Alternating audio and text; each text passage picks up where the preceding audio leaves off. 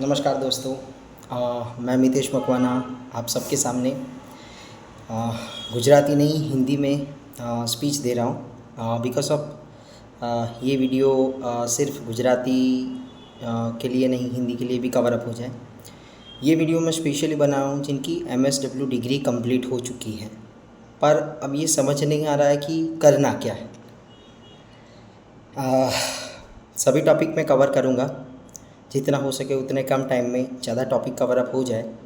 ये मेरा first session है जो आप सभी के लिए है।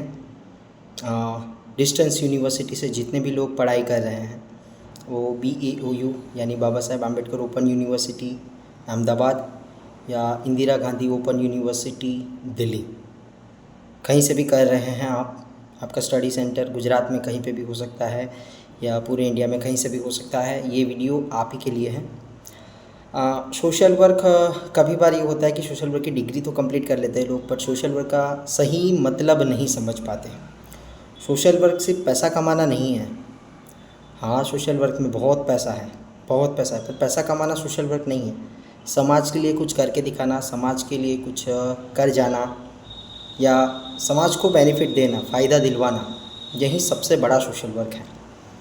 अब जब हम डिग्री करते हैं, मास्टर डिग्री करते हैं सोशल वर्क में, बैचलर डिग्री में भी कुछ हमें सोशल एक्टिविटीज़ समझ में आती हैं, बट मास्टर डिग्रीज़ में हमें 4 सेमेस्टर में 4 अलग अलग सब्जेक्ट पर प्रैक्टिस करनी रहती है।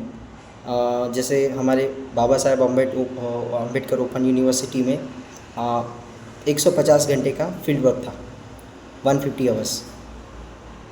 तो 150 घंटे में फर्स्ट सेमेस्टर में हमने विलेज फील्ड वर्क कंप्लीट किया।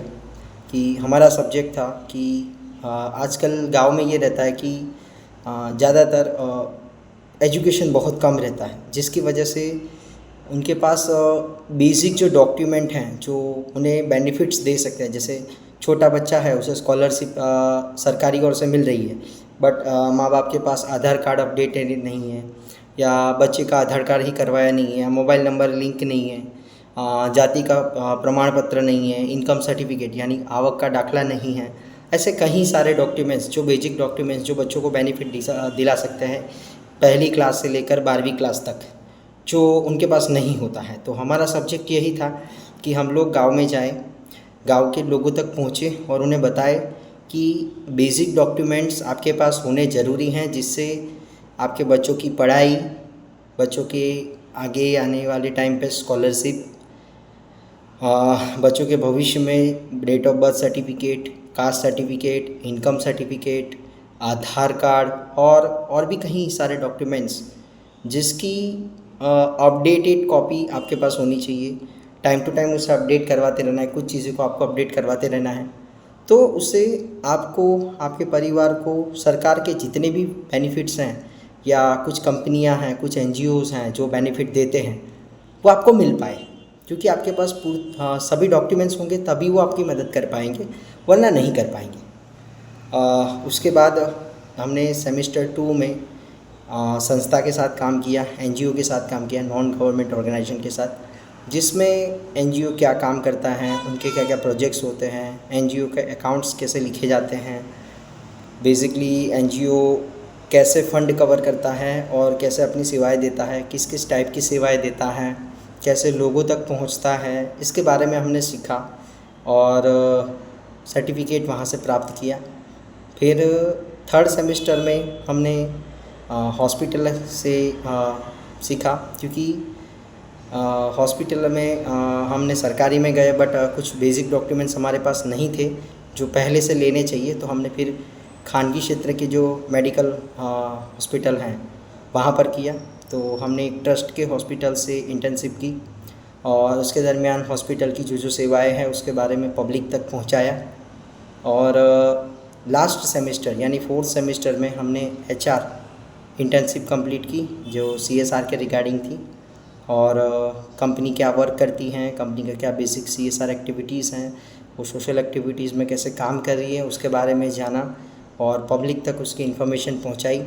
और CSR क्या होता है, कैसे होता है, सोशल जवाबदारी के अंदर कंपनियां कैसे मदद देती हैं लोकल पब्लिक को, उसके बारे में अवेयर किया और कंपनी को एक रिपोर्ट बना के दिया कि क्या क्या ज़रूरत आसपास के नज़दीक के गाँव में हैं जो कंपनी उन्हें CSR के माध्यम से दे सके। तो ये इसे ऐसे हमने 4 सेमेस्टर कंप्लीट किए। कई बार डिस्टेंस यूनिवर्सिटी से पढ़ने वाले बच्चों को यही समझ नहीं आता है कि उन्हें हर इंटर्नशिप में करना क्या होता है। ज़्यादातर यही समझते हैं कि हम लोग तो डिस्टेंस यूनिवर्सिटी से कर रहे हैं ना, जॉब के साथ कर रहे हैं, तो क्या ज़रूरत है हमें ये सब सीखने की। सर्टिफिकेट आ गया, प्रमोशन मिल जाएगा। अच्छा है, जो लोग जॉब कर रहे हैं उन्हें प्रमोशन मिल जाता है, बट जो लोग जॉब ही नहीं कर रहे हैं, जो डायरेक्टली डिस्टेंस से स्टडी कर रहे हैं, जैसे किसी के पास फुल टाइम करने का पॉसिबिलिटी नहीं है तो वो पार्ट टाइम कर रहा है, बट वो कहीं जॉब नहीं कर रहा है, घर पे ही है। अगर वो ये डिग्री लेकर कहीं पर भी जॉब लेने जाएगा तो उन्हें क्या आएगा, क्या समझ आएगा, बताइए। तो यही चीज़ कि जब मैंने एडमिशन लिया तो मेरा पर्पज़ तो यही था, मेरा खुद का एक NGO था। सो मुझे तो ये डिग्री चाहिए थी, जिसकी वजह से मैं आगे जाके कोई मुझे ये क्वेरी ना डाले कि भाई मितेश भाई आप CSR में मतलब NGO चला रहे हैं, बच्चों के लिए काम कर रहे हैं, समाज के लिए काम कर रहे हैं, तो क्या आपके पास समाज सेवक की डिग्री है? तो मैंने ले ली। तो बेसिकली जो मेरा अनुभव था वो मैंने अपने पूरे बैचमेट को दिया। मैंने पूरा प्रयास किया कि मेरे बैच में जितने भी लोग हैं उन्हें हर सेमेस्टर में रेगुलरली इंटर्नशिप करें, डेली रिपोर्ट्स मेंटेन करें, एक कॉपी यूनिवर्सिटी को सबमिट कराए, एक कॉपी अपने पास रखें, हार्ड और सॉफ्ट कॉपी दोनों। हर सेमेस्टर की हार्ड और सॉफ्ट कॉपी मेरे साथ रहने वाले सभी स्टूडेंट्स के पास है। इसमें प्राउड फील करता हूँ कि इतना सब लोगों ने मुझे माना और मेरी बातों को माना, क्योंकि मैं जानता हूँ, देखिए रेगुलर यूनिवर्सिटी से पढ़ने वाले बच्चे एक तो उनके सर्टिफिकेट पर रेगुलर हैं तो उनको पहला मौका दिया जाएगा, डिस्टेंस को बाद में दिया जाएगा।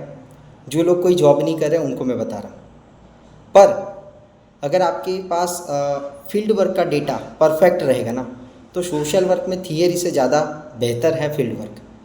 अगर आपके पास फील्ड वर्क होगा ना तो आपका सिलेक्शन होने का पहला चांस है। अगर आपने फील्ड वर्क किया होगा ना तो फर्स्ट ऑफ ऑल भले ही आपके सामने कॉम्पिटिटर में रेगुलर यूनिवर्सिटी का स्टूडेंट्स हैं या कंप्लीट किया हुआ डिग्री किया हुआ कैंडिडेट हैं, पर आपका सिलेक्शन पहले हो सकता है या आपको अच्छी सैलरी, उससे ज़्यादा अच्छी सैलरी मिल सकती है। मेन चीज़ है आपके पास प्रैक्टिकल एक्सपीरियंस होना चाहिए, क्योंकि एक MBA और दूसरा सोशल वर्क, ये दोनों प्रैक्टिकल सब्जेक्ट हैं, थियरिकल नहीं। थियरी इसमें बहुत ज़रूरी है, बट सबसे ज़्यादा ज़रूरी है प्रैक्टिकल। तो यही बच्चों को कभी कभी नहीं समझ आता और मतलब डिग्री ले लेते हैं, फिर मार्केट में जाते हैं, जॉब ढूंढते हैं, इंटरव्यू कभी क्लोज़ नहीं कर पाते, क्योंकि इंटरव्यू लेने वाले मूर्ख तो होते नहीं। मैंने अब तक एक महिला प्रोजेक्ट स्टार्ट किया था, उसमें 500 इंटरव्यू लिए, उसमें कई सारे MSW डिग्री वाले कैंडिडेट आए, उन्हें बोलना तक नहीं आता था। उन्होंने रेगुलर यूनिवर्सिटी से किया था, बहुत बड़ी बड़ी यूनिवर्सिटी से, ना तो उनके पास मतलब पूरे लेवल पर उनके, ना तो उनके पास डेली रिपोर्ट है, ना मंथली रिपोर्ट है, ना कोई रिपोर्टिंग है फील्ड वर्क का, ना सर्टिफिकेट उनके पास अवेलेबल हैं।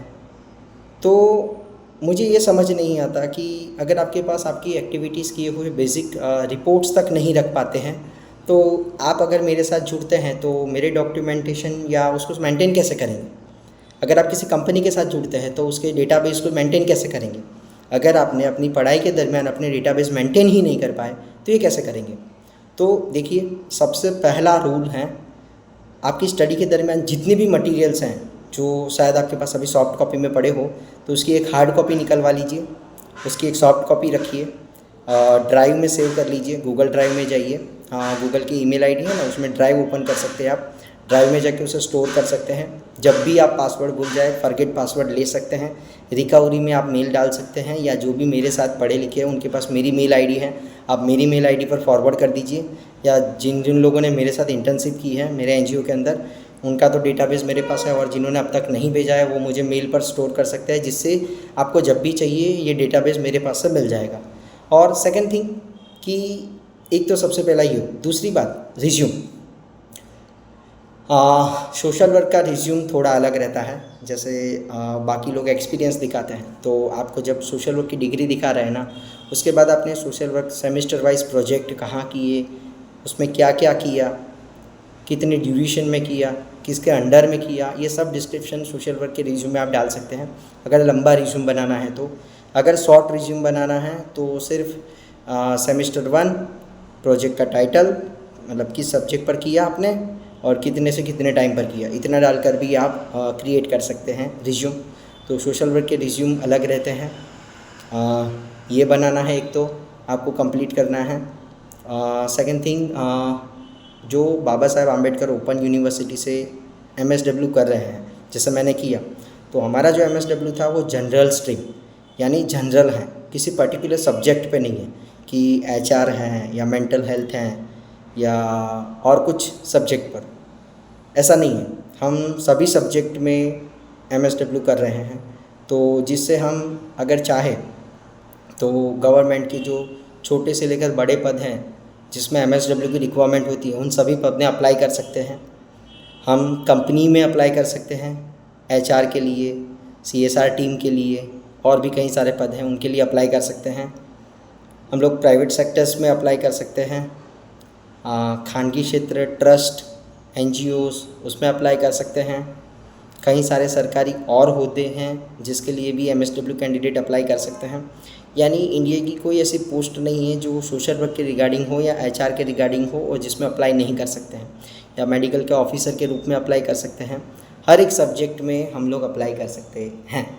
सो बेसिकली आप हर सब्जेक्ट में अप्लाई कर सकते हैं। आपको किस सब्जेक्ट में जाना है वो आपके ऊपर रहता है।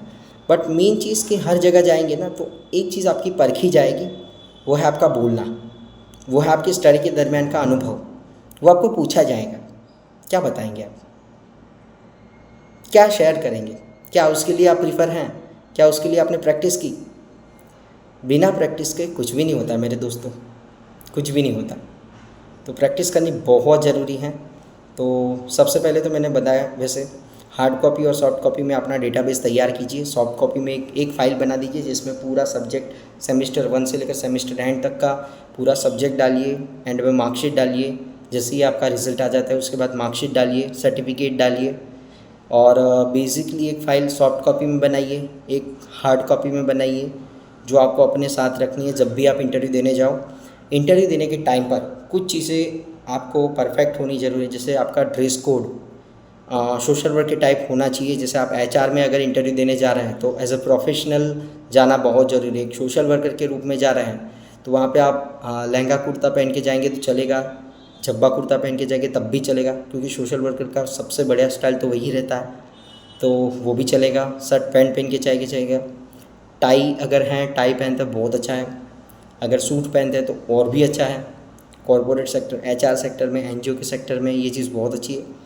गवर्नमेंट सेक्टर में नॉर्मल कपड़े, फॉर्मल वेयर्स पहन के जब आपको जाना है इंटरव्यू में, तो आपको थोड़े बाल ठीक रखने हैं, सेविंग अच्छे तरीके से रखना है।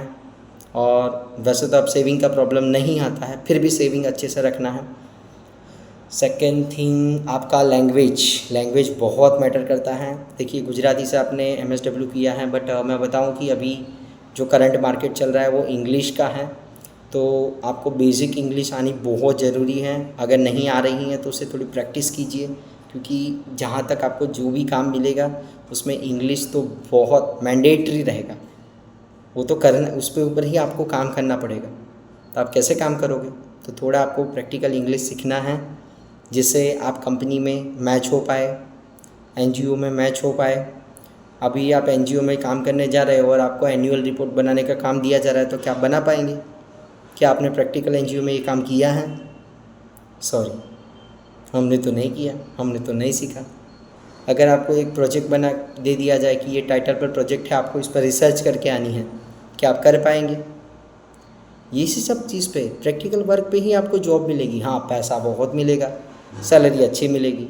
कुछ गवर्नमेंट NGO, कुछ प्राइवेट NGO, कुछ गवर्नमेंट सेक्टर्स जो एक्सपीरियंस के बेस पर काफ़ी अच्छी सैलरी देते हैं। बट कब? जब आपको प्रैक्टिकल एक्सपीरियंस है तब। तो जो मेरे मित्र, जो मेरे दोस्त लोग MSW कंप्लीट कर चुके हैं, उनके लिए तो अब और कोई ऑप्शंस नहीं है। जो है, इस वीडियो के माध्यम से मैंने आपको इन्फॉर्मेशन दी, वैसे तैयारी कीजिए।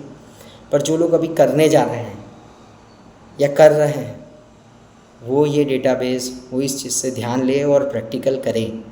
बहुत ज़रूरी है प्रैक्टिकल। तो इस वीडियो में मैं यहाँ तक रखता हूँ। अगले वीडियो में हम मिलेंगे। प्रैक्टिकल,